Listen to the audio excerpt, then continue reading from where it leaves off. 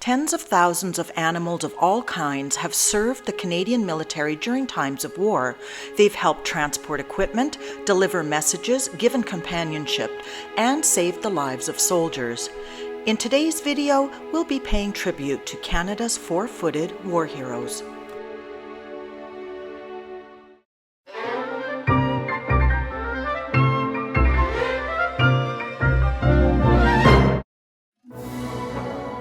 Situated under the shade of some trees in Canada's capital city of Ottawa sits the Animals in War Memorial.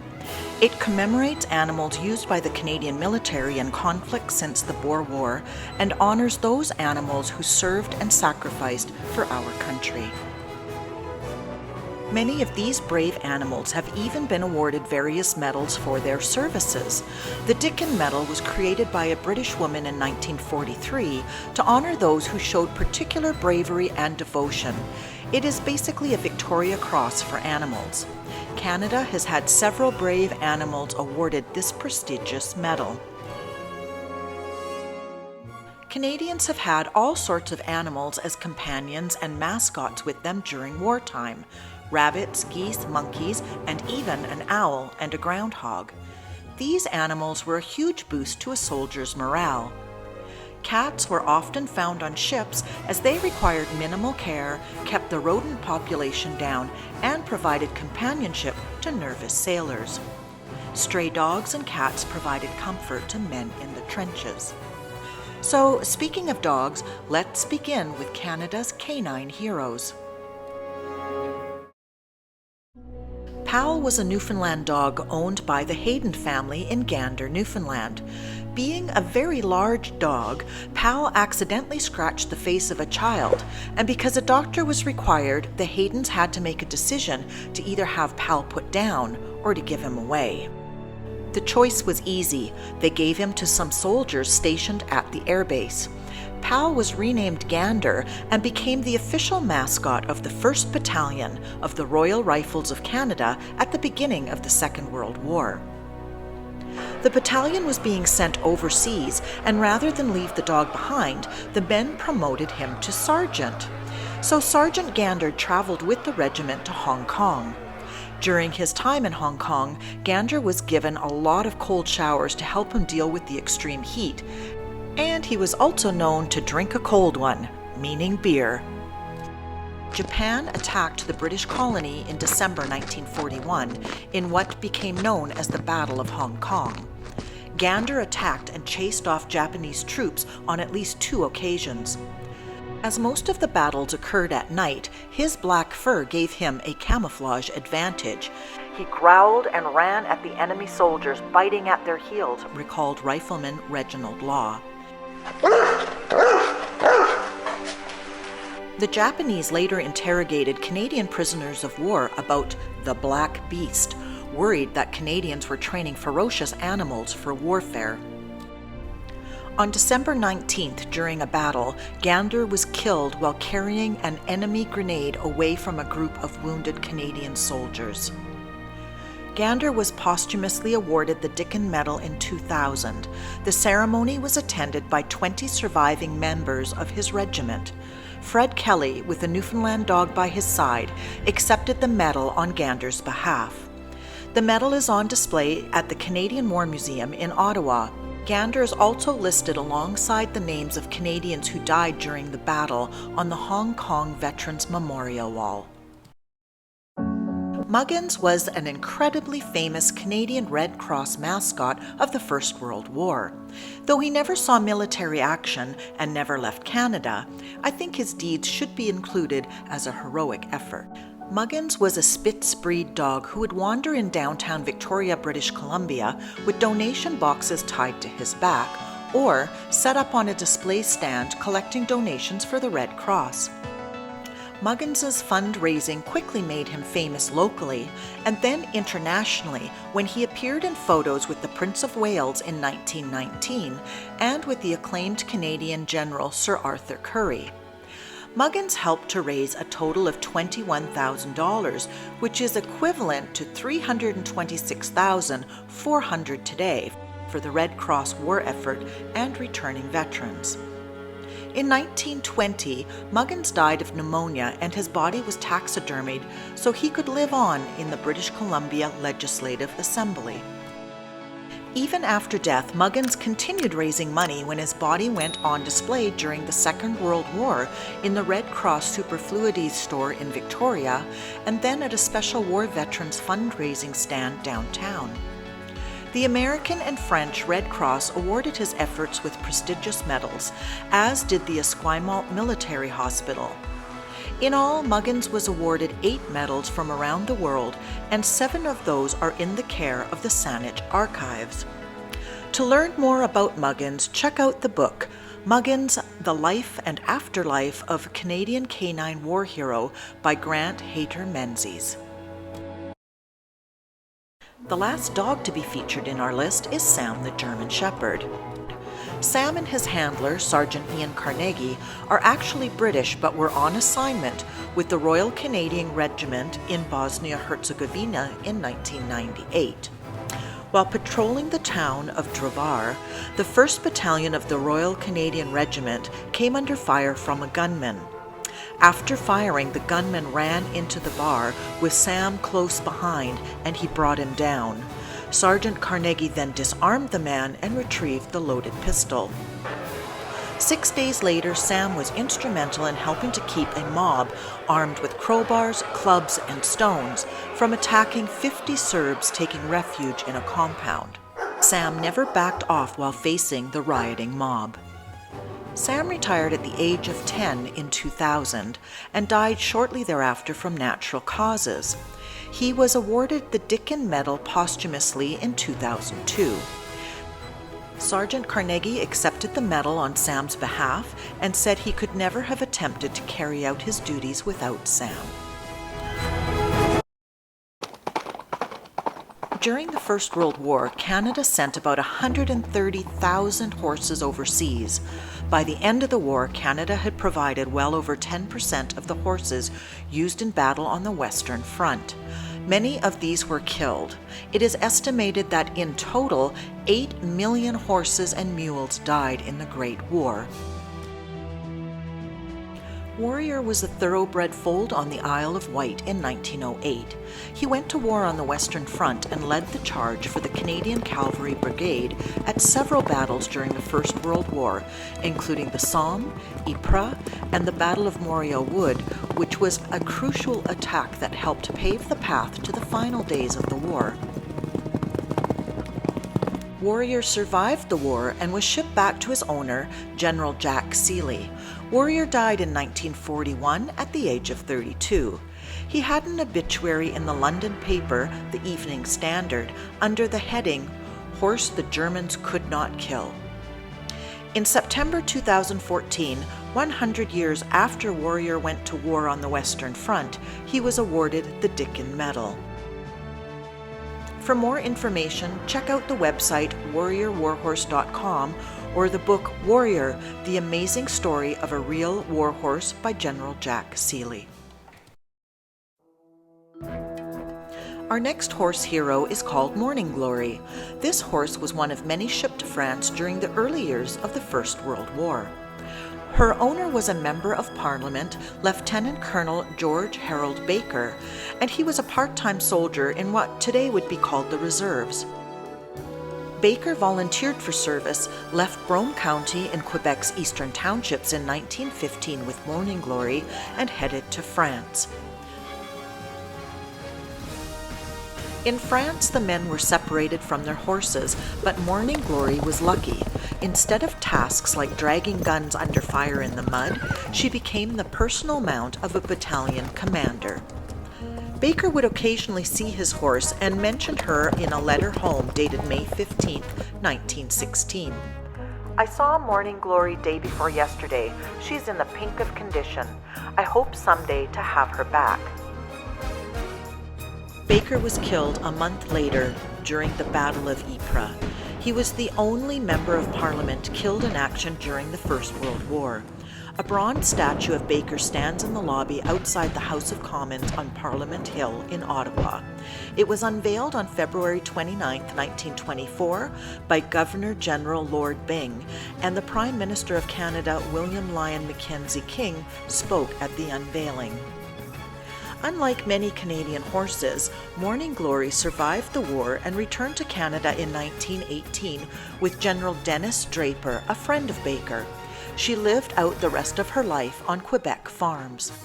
After her death, she was buried behind Glenmere, the Baker family's summer home, where a large bronze plaque is inscribed, "Here lies Morning Glory, a faithful charger who served overseas 1915 to 1918, died 1936, aged 26 years.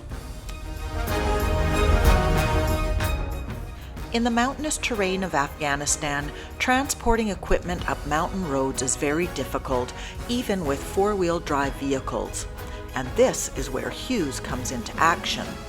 Hughes was a donkey purchased from a group of Afghan National Army soldiers to assist the Canadian military engineers in helping carry their equipment while on patrol.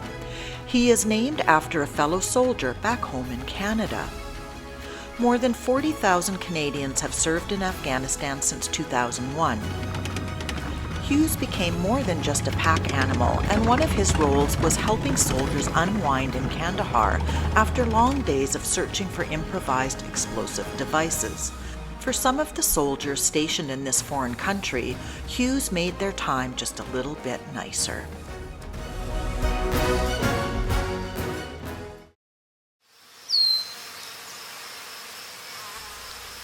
In Flanders Fields, the poppies blow between the crosses, row on row, that mark our place. And in the sky the larks still bravely singing fly, scarce heard amid the guns below. We are the dead. Short days ago we lived, felt dawn, saw sunset glow, loved and were loved. And now we lie in Flanders Fields. Take up our quarrel with the foe. To you from failing hands we throw the torch. Be yours to hold it high. If you break faith with us who die, we shall not sleep, though poppies grow in Flanders Fields.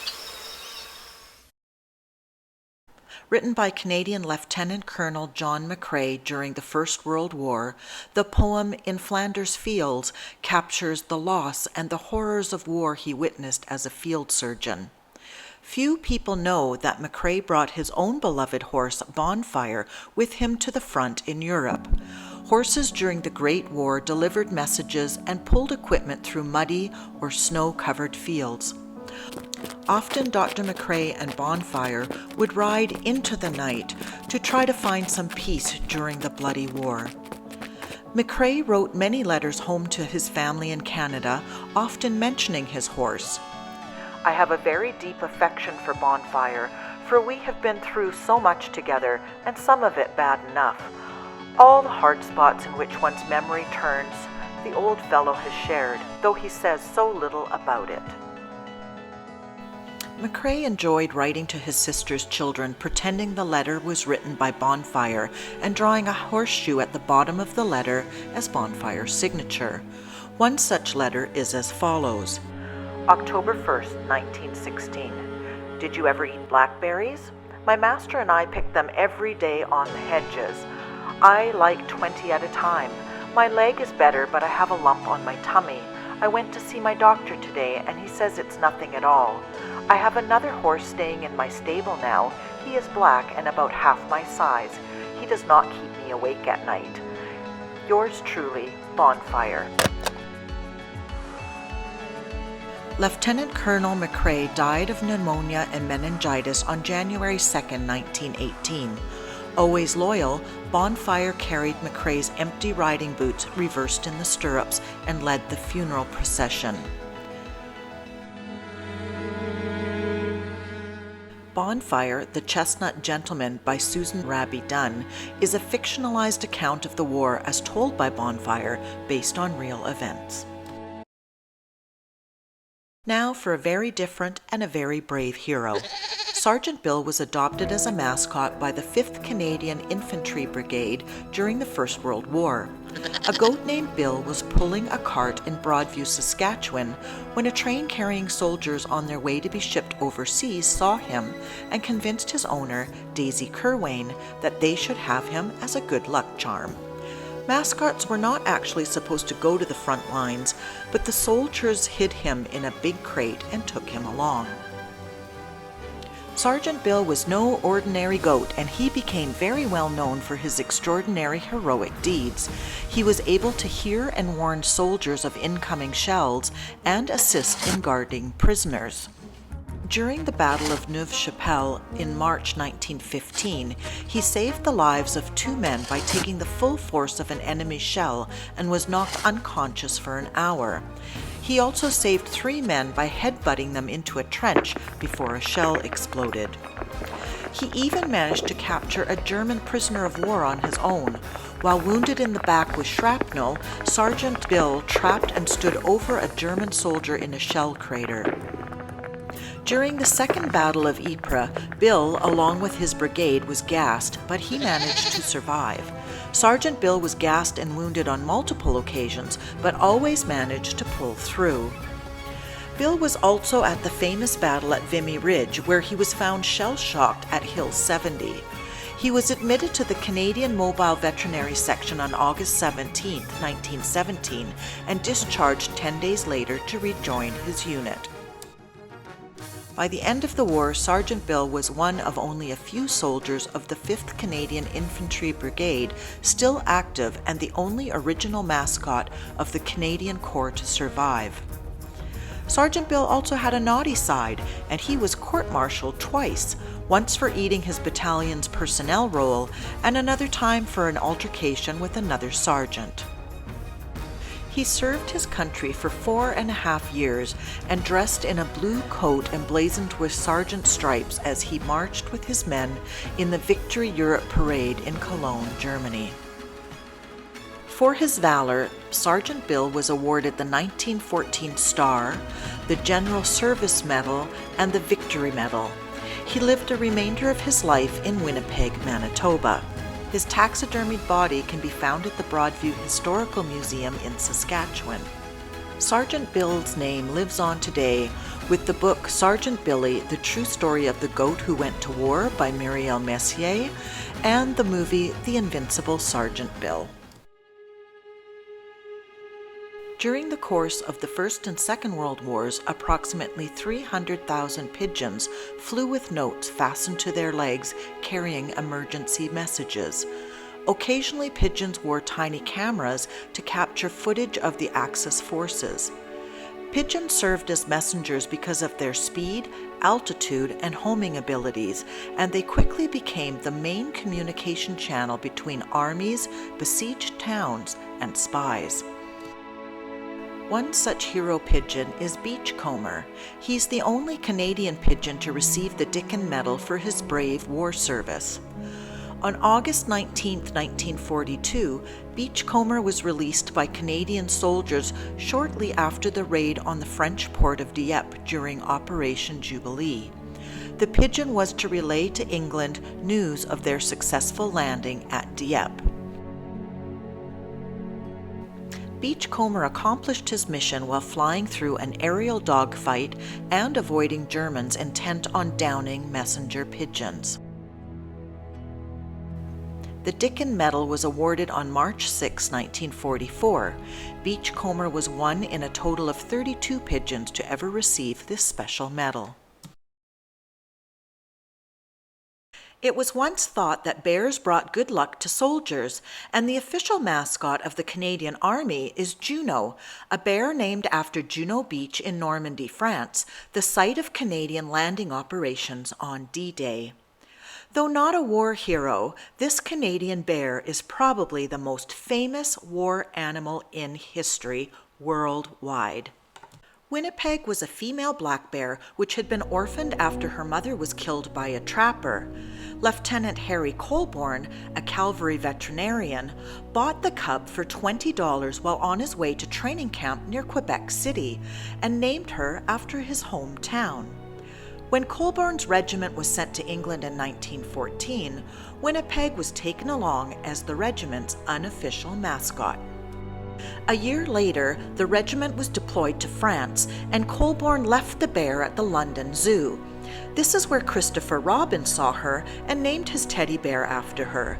Winnipeg, also known as Winnie, is the inspiration for A.A. Milne's books Winnie the Pooh and House at Pooh Corner. Harry Colborne survived the war and returned to his hometown of Winnipeg, Manitoba. He donated Winnie to the London Zoo, where she lived until her death in 1934 at age 20. Winnie was a star attraction at the zoo in the 1920s and was known for her friendliness.